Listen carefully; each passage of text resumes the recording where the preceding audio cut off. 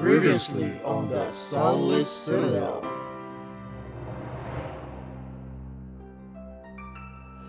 As you uncover all of the knowledge of your past life, and as we move forward, you will not be alone. By the honor of She, I swear to you that I will help you discover who you really are.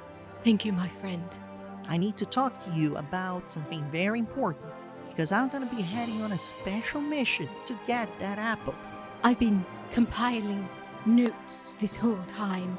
I'd like to write a song for Faith. She sounds very heroic, so I thought it would be nice to grace her with a song. Thorn only needs one person. Someone who brings no more pain, no more suffering. If you can't feel pain, it's very hard to feel joy. When there's nothing but light, you can't see it. The light is more visible in the darkness. You know, at some point you're going to have to be honest. Not just with us, but with yourself. You press on within your head to figure out what it is that is giving you that ache, that unquietness. If there was a mystery, now you know for a fact. This is your old tribe. Throughout the vastness of the multiverse, there lies a tavern. As you approach its doors, you catch bubbles of laughter that rise and burst into cheers as colorful groups of travelers find comfort in their bonds. As you head inside, the smile of the tavern keeper greets you. They're an otherworldly being with a bluish, corporeal form. They wear attire befitting of an innkeeper, and they have a large, cloudy nebula for hair speckled with stars, which gently sways with their movement. Welcome to the Storyteller's Tavern, where stories are served like ale and a seat is open for you at every table. Tonight's special is the Sunless Citadel, an epic adventure of high fantasy with notes of friendship, danger, and most importantly, hope.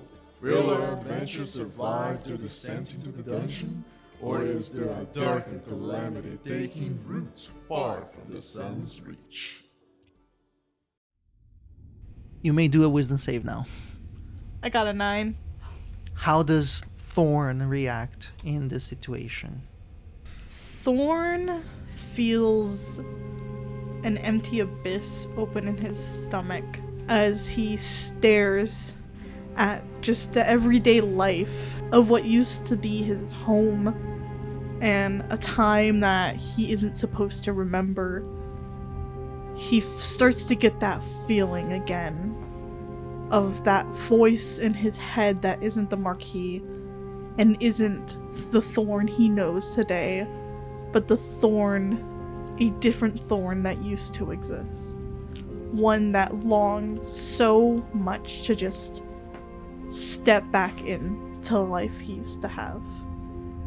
And he feels a deep pit of sadness and even some envy as he watches the people go about their life, and he just wants so badly for that to be him.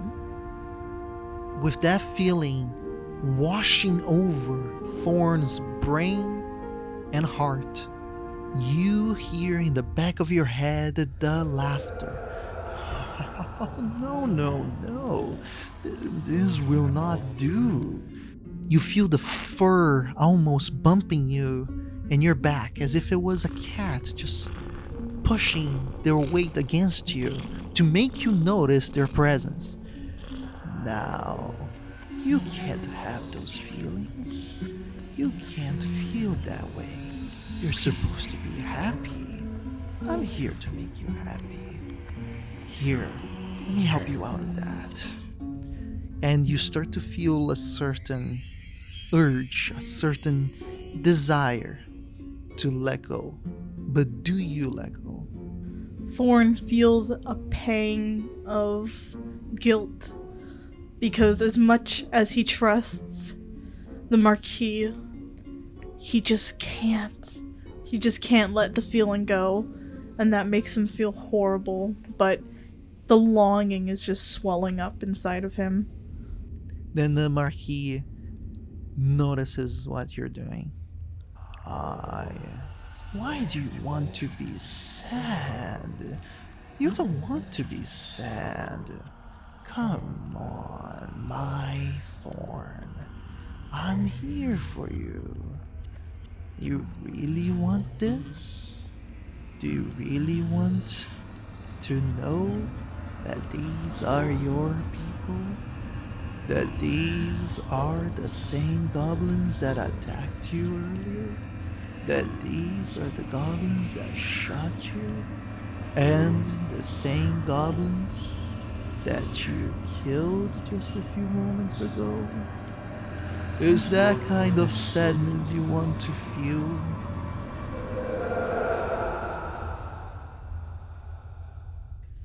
Can I do another wisdom save? Oh yeah, please.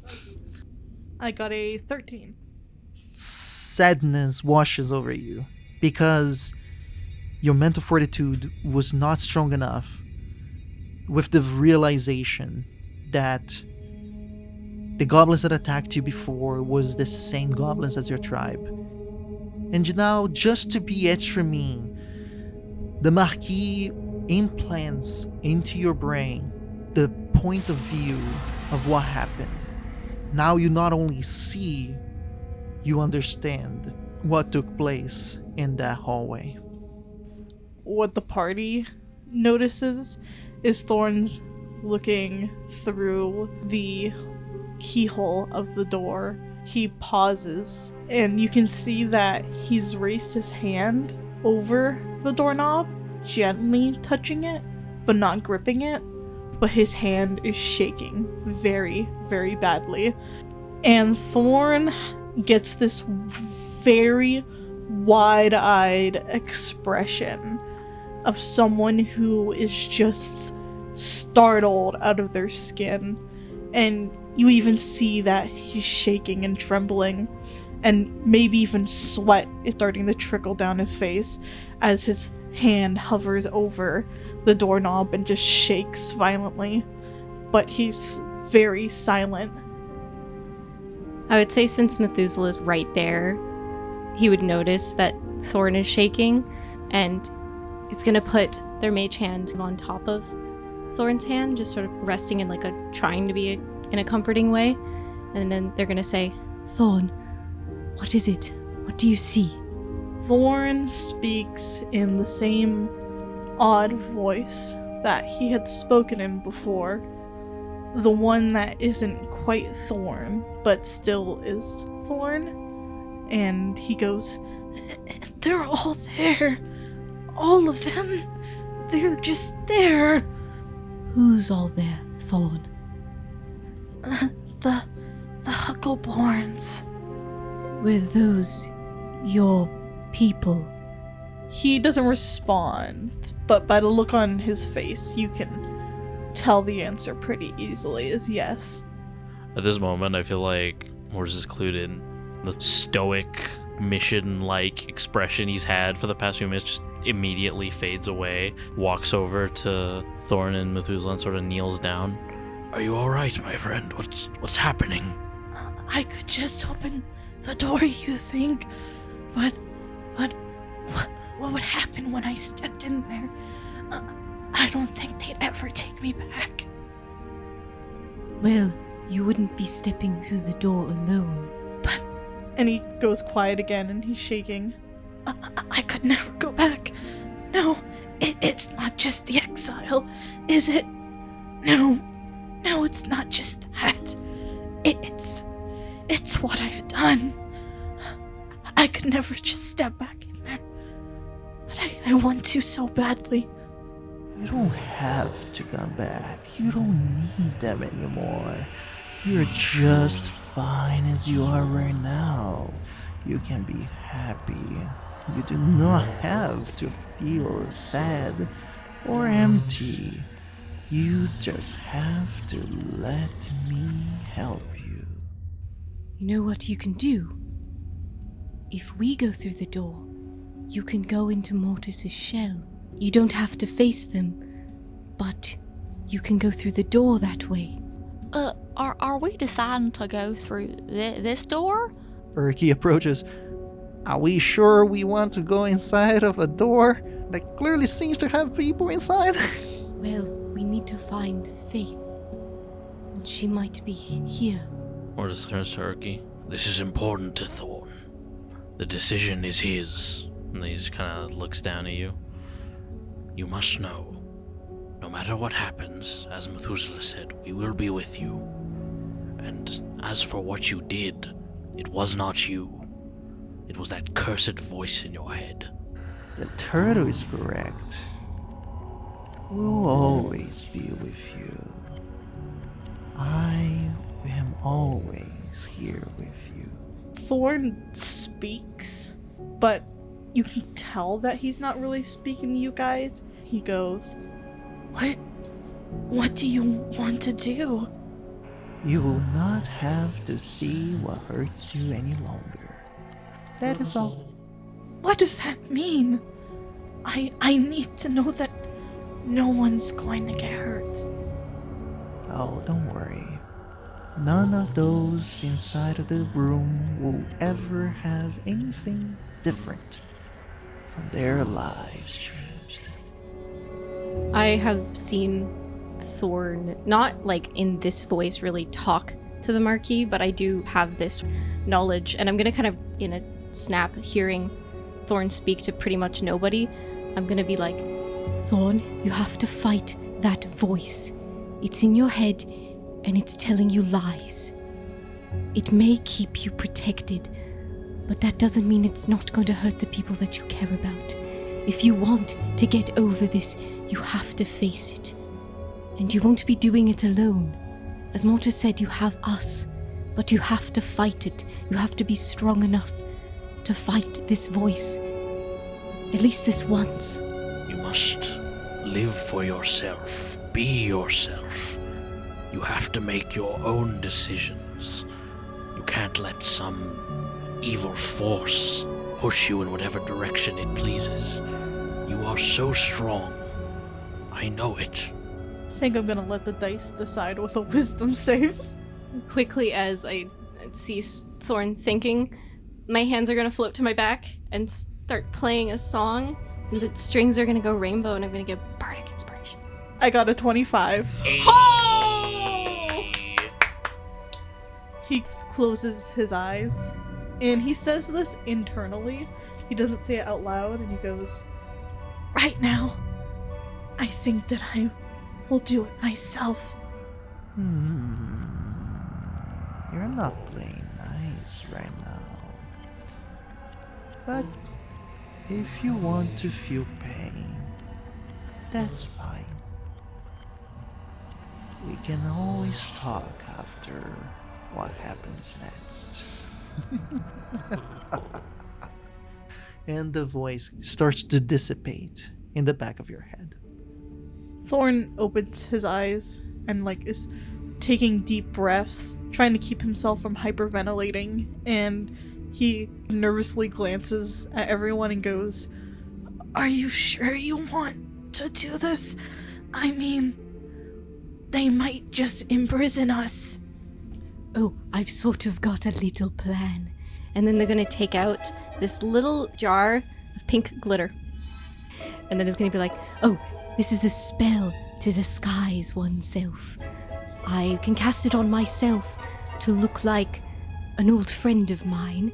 And for the rest of you, I do have a disguise kit. I'm not sure how well it'll sort of translate, but my plan is we're a troupe of entertainers coming to bring sort of tales of goblin heroism to this tribe and give them a good sort of time. Because I imagine they don't get many visitors down here, so I was thinking that we could bring them joy, but also be on the lookout for Faith. As someone who knows my tribe to a certain extent, would I know, or alternatively, what would I roll to know how they would react to something like this. I'm not gonna make you roll for this. You remember your tribe being very, very skittish. Your tribe, as you remember, was a tribe of safety and isolation. So any outsiders were to be attacked or ran away, because exposure was the biggest fear for this tribe. You don't know if things changed ever since. In a weird way, it has, because they're much more aggressive now. But yeah, that's what your recollection is about. Thorn looks up at Methuselah, and he takes his hand off of the doorknob, and he goes, I don't really want to completely shoot your plan down, Methuselah, because I know you're trying to help, but from what I know about my peoples, they don't like outsiders at all. Anything from the outside means danger, and even if we were to approach in disguise under this sort of illusion of being there for joy and entertainment, they'd probably attack us or try to scare us away, or even worse, take us prisoner for the druid. Maybe this is a stupid idea. And he knocks his head with his fist. So stupid. Why would I ever think this is a good idea? No, we shouldn't do this. Well, I was thinking more as a distraction. Some of us could come in and present ourselves as these sort of outsiders to get their attention, while maybe some others go look for Faith and try to blend in with the disguise kits. I just would like to know how, because I think your spell is only for you, right? I have a disguise kit. But how are you gonna make a 6-foot-tall tabaxi and a very large turtle look like goblins? I've worked with worse things. I'm actually 6'3". My friend, you're a very good bard. But as a bard, I don't think you're thinking this too well. The only person that could possibly pass as a goblin is me, and I'm very uncomfortable with that idea. Yes, but it's for a good cause. Not dying is a good cause too. You're not going to die. We'll make sure of that. His head, he's like, yeah, rich coming from you. Thorn's gonna look and go, how about this? How about we just keep taking a look around, and then if we don't find anything else, we come back to here.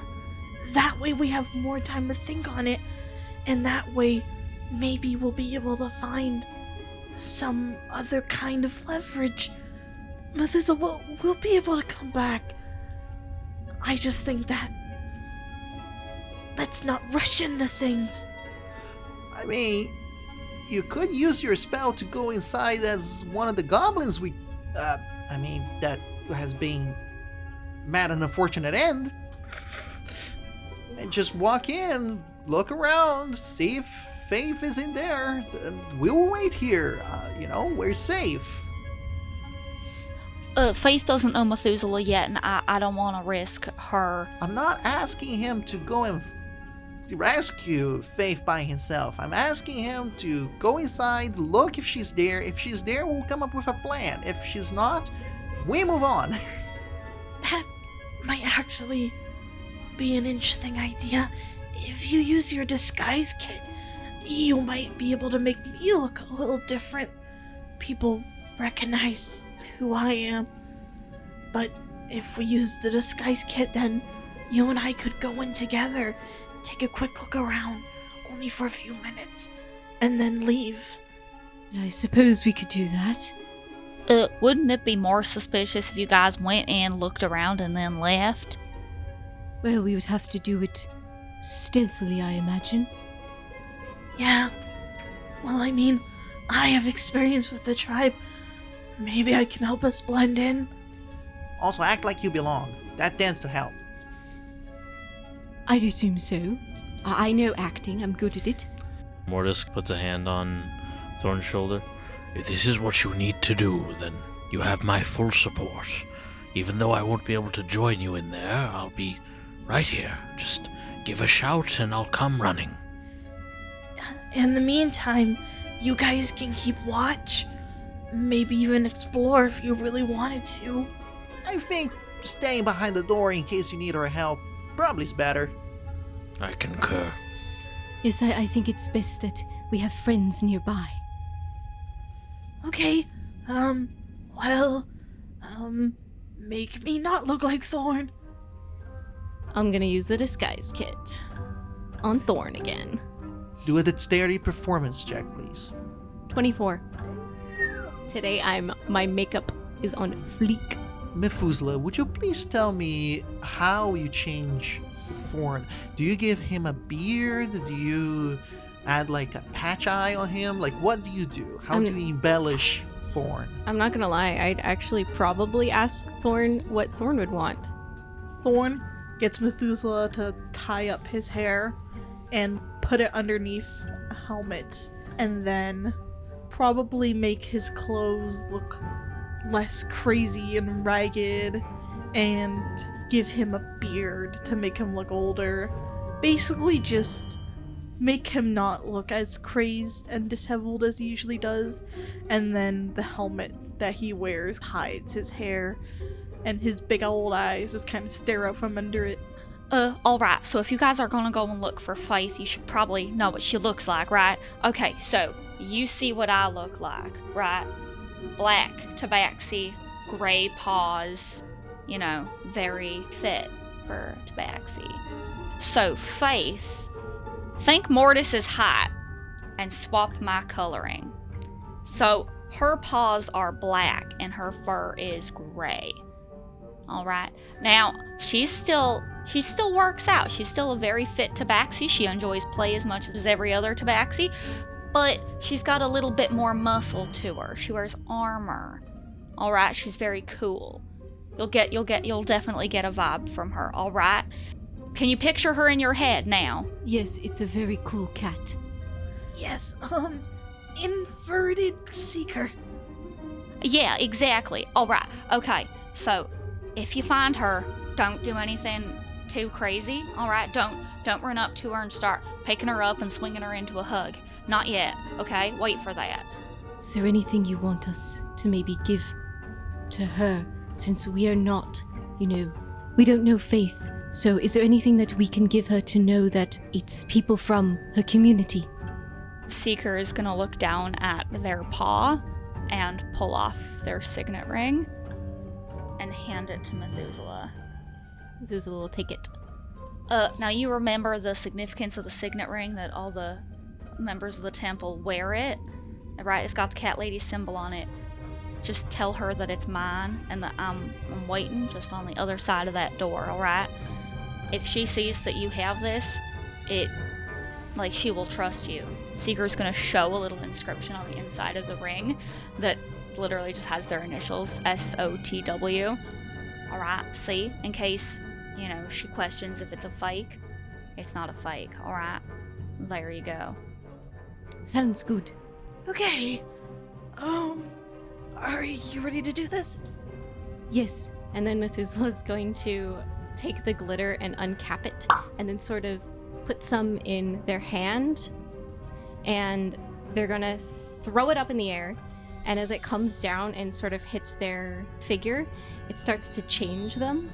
So their skin sort of takes on this green tone, and their hair becomes this muddied brown that's tied back into this braid that has different colored ribbons all tied into it. There's like red and orange and yellow, bright colors, and they turn into a goblin that wears leather clothes with a lot of belts and these trappings that tie them together. And so they turned into Ulysses, a member of Fool's Fortune, who was a very strange person to Methuselah. He was very odd, like most of the members of Fool's Fortune.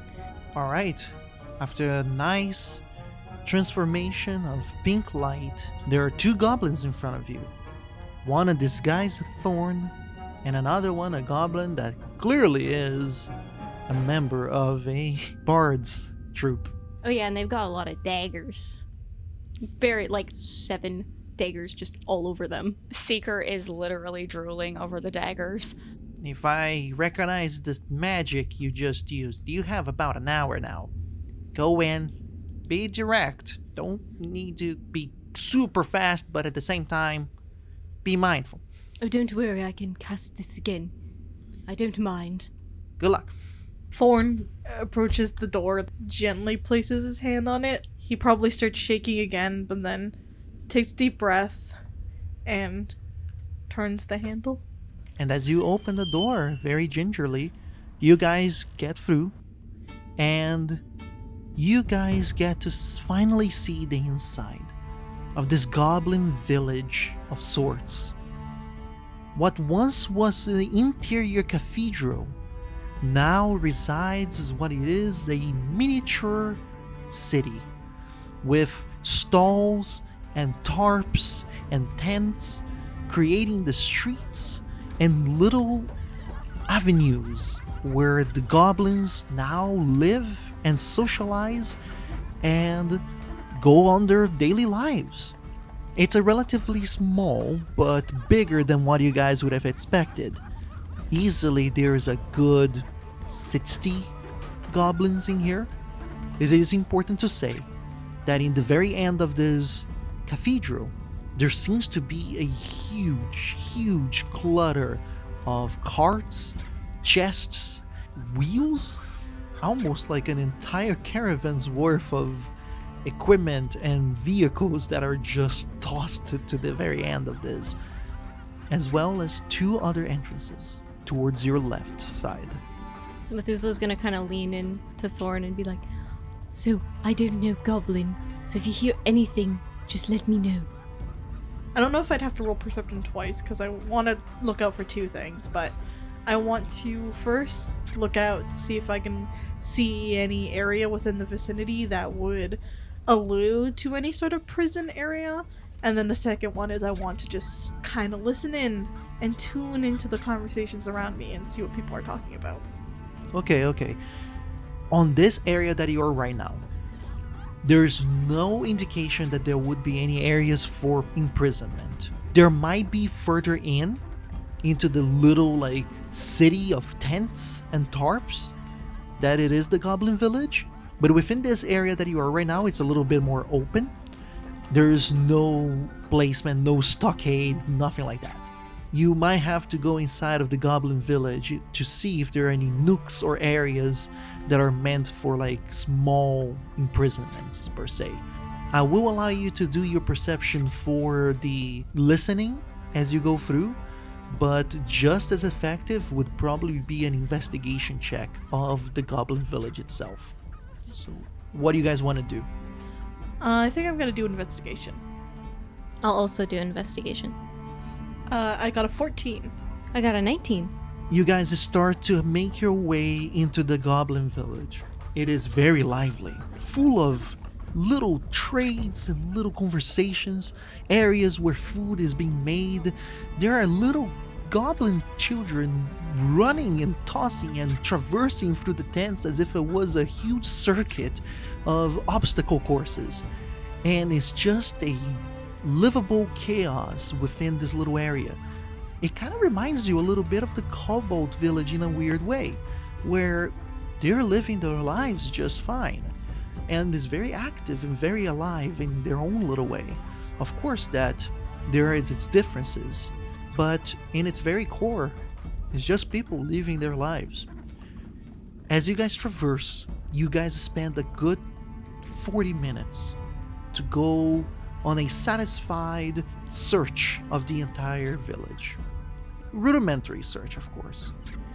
In it, you guys have clear notion that there is no imprisonment areas within this goblin village. Any further exploration of it will require you to interact with the goblins. Maybe they are hiding something.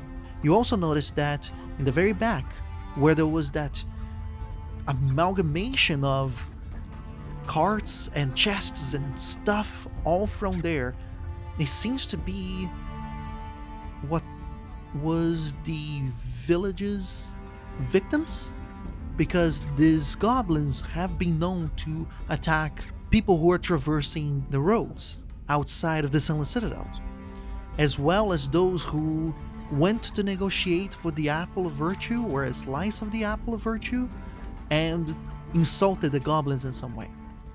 So that's very likely where a great majority of their items are. Could I do a perception check on the pile of trophies to see if there's anything that would relate to the sort of fashions or regalia from Cat Castle? Sure, go ahead. I'm going to use knowledge of past life. 17. There's just too much stuff, too much clutter. And most of it is containers like clutter. So there might be stuff inside, but without investigating and going through the stuff of this clutter of loot, you can't perceive anything that would indicate the village of Tom's Rest. I don't know if you've seen anything, Thorn. It's not really much that would insinuate there'd be any prisoners here. We might have to talk to some of the goblins to find out more. With the investigation we did before, what was the sort of vibe that Thorn got from the conversations that they could maybe overhear while they were walking around? Great majority of it is day-to-day conversation. Just, oh, we need to get more food. Oh, there's water that we need to get on the underground levels. We need to repair this. We need to get that. Just overall conversations of families and trading between and doing their things among themselves. But a good 30% on top of this city is conversations about, oh, where's the next hunt gonna take place?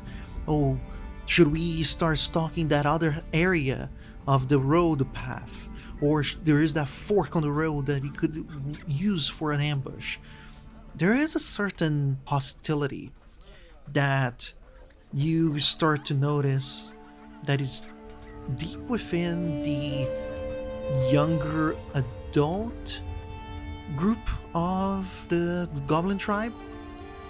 Those that would be strong enough to defend the tribe, where before that's where their task. Those of these age range would be meant for protecting the tribe in case of emergency.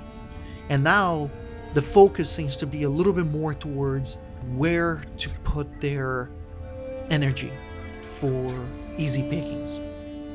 And the last 10% that you picked with your roll is conversations about what does Durna want to do? What does Geld want to do? And what's gonna happen on the grove or the garden. So to summarizing it, seems to be a day-to-day life, but there's more aggressivity within the tribe, as well as a certain level of concern towards what you imagine the leaders of this new tribe is doing, together with whatever's going on in the grove or garden. Geld is a name you recognize. Geld is the name of the shaman's son who bullied you when you were part of the tribe. So you get that sense that Geld is now the leader. Do I recognize the name Durna or no? Durna, you have heard it before, but you have no idea who this person is. Thorn wants to sort of glance around quickly. He wants to try to find one of the kind of little groupings of young goblins who were chatting about the state of what's happening, more so leaning towards like, when are we gonna attack next, things like that. He wants to try to find a group of young goblins who are in those discussions. It's very easy. They stand out quite a bit for being some of the goblins that are wielding weapons or has weapons on them, while the great majority of the goblins here They at most have a dagger. But the type of dagger that you would see using on day-to-day activities, cutting cloth, cutting meat, cutting rope, or other stuff like that.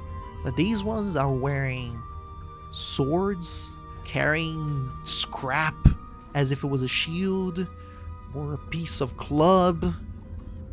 Thorn's gonna approach one of the groups, and when he does, he's gonna adjust his belt so his hand axe and his bow is a little bit more visible, and he's gonna sort of puff his chest out as he walks over to them. And when he gets over, he's gonna poke himself into their conversation. Since I know now that I've been in the Sunless Citadel before, can I do some sort of roll to see if I recognize this place? Do a intelligence, but you can pick between the religion check or just straight up history check. It's a dirty 20. It takes a few moments of you observing the area, because a lot has changed, not only in terms of destruction and erosion, but also due to the changes made by the goblins within this place. But you still can recognize the small pieces here and there that activates your memory. This was once the chapel to idolize the Draconic Empire, and especially the representative of the Draconic Empire within this keep, the Dark Warden himself. The huge clutter of loot is before it was the location for the Dark Warden to sit and listen to the people idolizing him in the mornings of specific days important to the Draconic Empire, where he would give speeches to his subjects. This place would be full and filled. Alagan Thorn, the representative and the head of the subjects, high priest of the Draconic Empire, he would be holding congregation and making sure that everybody knew how grateful they're supposed to be for the great Draconic Empire and the Dark Warden himself. These are the memories that comes into your mind as you suffered to stay standing still and listening to all of those moments. So, realizing that I know this place quite well, would I know if there's any offshoot rooms in this chapel that they may be hiding people? Not really. This place was very decorated before, and the only big opening would be at the roof, where the Dark Warden would make a dramatic entrance in every opportunity that he had to be in this place, as well as dramatic exit. But this place was very plain in itself. It served one purpose, and one purpose only. What is the tone of the conversation as Thorn approaches? They're talking big game amongst themselves. They're talking about who is going to fight next, or who is going to be able to attack first when the opportunity strikes, and how many of them will capture people so they can bring it to Durna and become a more dangerous warrior. Thorn goes over, puffs his chest out and goes, "Did you guys hear about that tabaxi that was captured and is being brought to Durna?" They look at you. They check you out like slowly just to see what kind of person is this talking to them right now. Yeah, you look tough. Yeah, that was a few days ago. We had some fun picking them off. I think one escaped. It was because of this asshole over here, and he slaps the guy. My aim was just off. It was very dark, and it started to get chilly. I had to sneeze. Yeah, sneeze. Yeah, that's what you call it. Then he looks at you. Yeah, that was a few days ago. We had fun. We poked them, we beat them, and then we brought them to Durna. Thorn nods and goes, Well, your aim is kind of A unison laughter takes place as the one is all feeling like, no, don't say that. But everybody else laughs at that, and he goes, "What's your name? I don't remember you, but you're a cool guy." My name is Niporu. Niporu? Sure. Alright, Niporu. How many have you killed yet? I've killed just about 5. Oh, nice. Nice. We ourselves, we're along the, low 10s. That guy over there, he killed 3 in one go. He was his first time too. Yeah, thanks, man. Nice, but these prisoners, they've already been brought to Durna. That was fast. They're not gonna take any more time to torture them or have some more fun with them. Apparently, well, and they look around and stuff, and one of them's like, don't say it, don't say it. And then he goes, well, I'm not afraid. I heard that the outcast, the druid in the grove, he was looking for people, looking for strong people. And considering that that human killed at least 10 of us, and the cat did some weird stuff that lit up the place, and then it really singed us. They seemed stronger than most. We not only had to, beat them to make sure that they would not resist, we had to bring it to Durna, and we're pretty sure that Durna saw how strong they are, so I think they are down there in the grove. That was a few days ago or something like that. How deep is the grove? I've only ever heard it in passing. And they look at each other. Well, nobody here has ever gone there. There's only a handful that goes. The strongest fighters. That's why we need to do really well next time that we go out there and make sure to get people, so Durna can see that we're strong fighters too. And of course, Durna herself, she can see the outcast, but not. She's, strong. And Geld too. But Geld was tough, and he had to, beat up Durna. But Durna was really tough, and although she defeated Geld, she actually kind of liked the guy, so now they're strong together, and that's the whole point. Oh, so the garden, no one's really been there. I hope I get strong enough to be in there, but it's deep in the Citadel, I've heard. Yeah, I heard you had to go down about 11 different floors, and each floor is more dangerous than the other. And then the other one goes and hits. No, bro, it's a chute. You have to slide down the chute for about 30 minutes. But you have to be very careful, because if you don't slide at the right angle, the spikes that were put there will pierce you.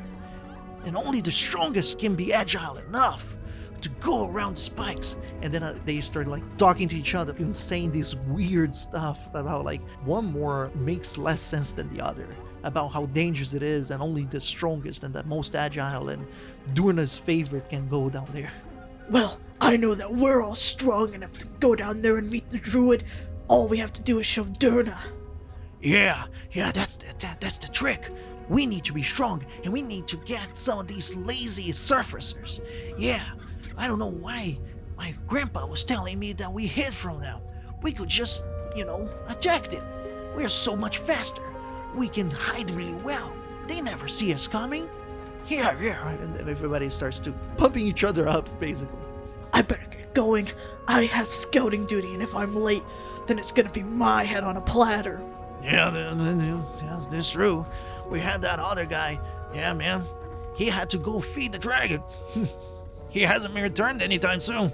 Yeah, and then Thorn kind of starts backing off, and he goes back over to where Methuselah is. They're still just talking to amongst themselves. But yeah, you approach Methuselah, who's slowly just waiting there. No, Methuselah has actually been wandering in the vicinity, not straying far enough where Thorn wouldn't be able to see them. He's just admiring the architecture of the place and just reminiscing with the memories of having to listen to a dragon speech and the praise of a dragon constantly. Thorn approaches you from behind and gently places a hand on your back and keeps walking to sort of put you into the rhythm of his step as he walks, and he leans close to you and goes, I got some information. I think I might know where the garden is, where they're taking Faith and the warrior that was with her. The garden? What do you mean about that? There's a druid's garden, deeper into the Citadel. Apparently it's only accessible through one specific way. That's all the information I was able to get. I see. I was wondering if I could ask a small favor before we leave. Okay, yeah.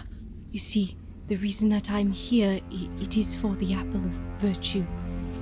I need it to help Chrysantha, and I would feel terrible if I lost the chance to find it here. I want to keep on this mission to find Faith, so I will do that, but if there's a chance that I can find the apple here, it would help. I don't know if it's here, but I could try to turn on my good old charm and talk to someone. That would be really helpful, thank you. Thorn's gonna pause and glance around, and he wants to find a group of warriors, but not one that looks as seasoned as the one you talked to. One that maybe looks a little bit younger, maybe a little bit more naive. Yeah, you're able to spot one. This guy over here is going through a set of movements as if they were practicing, but it's clearly just swinging a piece of wood that they are acting as if it was a club. Thorn is talking to himself, and he doesn't think Methuselah can hear him, but Methuselah can hear him, and he goes, Okay, the charm. And he does the same thing. He kind of puffs himself up and shows off his hand axe, and he walks over to the young warrior goblin, and he goes, Hey, I got a question. Ah! Have you heard about any more shipments of apples? I heard some of the others wanted to head out, try to swindle it to some of those stupid, surface dwellers. No. The portion of apples the slices that we were given were already given this year. Oh, really? Oh, then that idiot must have misplaced them. When was the last time you knew where they were? It's Durna who keeps them. She's the one that gives it to people to, go outside and either get it for a bunch of coin or take them. She gives about 5 or 6 different slices, but they give it to leaders of, and she makes groups. And I'm gonna go to one of them next year, of course, but this year already happened. I don't know if she has more. Durna's tent? and he kind of looks towards the village. No.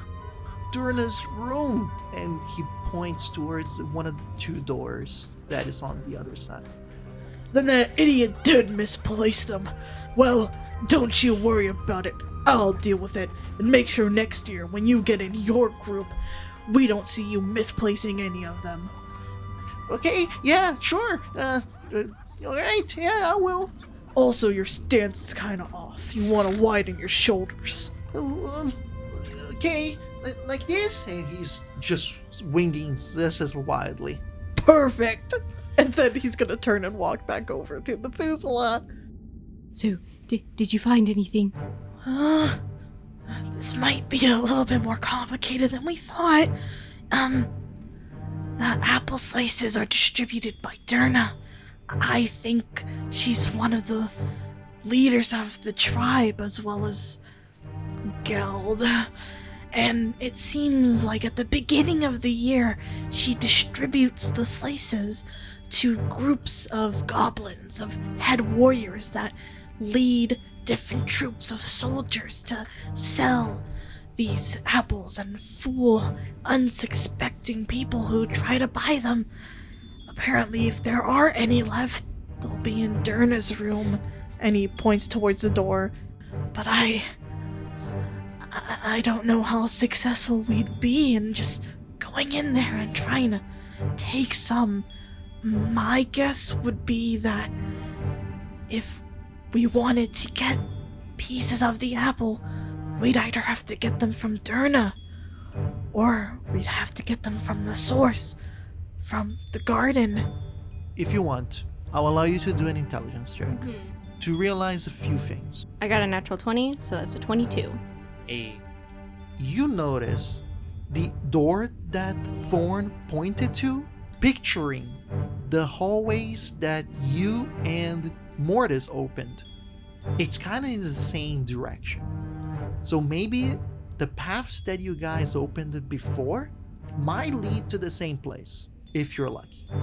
You sort of remember this area due to the fact of how consistently you had to stay here. That room, it's one of the paths to a lower level. A path that can lead to the garden. Do I know if there was a tree in the garden with apples? You are certain that there's no tree in the garden with apples, based on your memories. So it seems that, the doors that we were going through before. Yeah, which ones? The ones that I believe Mortis and I were looking at, it might lead to where we need to go to get to the garden, as well as Derna's quarters. You know that there's a path that way? Yes, I've taken that path before. Oh yeah, you've been to this place, and I guess, well, I really didn't want to see Derna or Geld, but I guess there's no other way for us to go, but we should go talk to the others first and make a plan. I agree.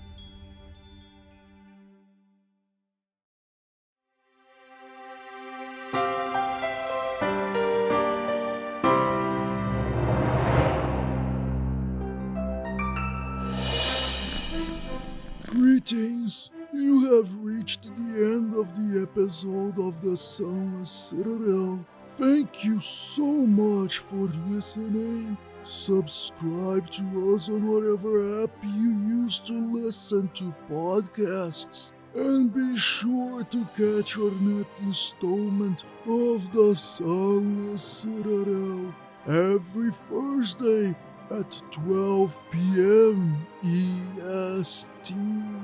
If you'd like the show, please consider leaving a review. It's a small way to show your support that goes a long way.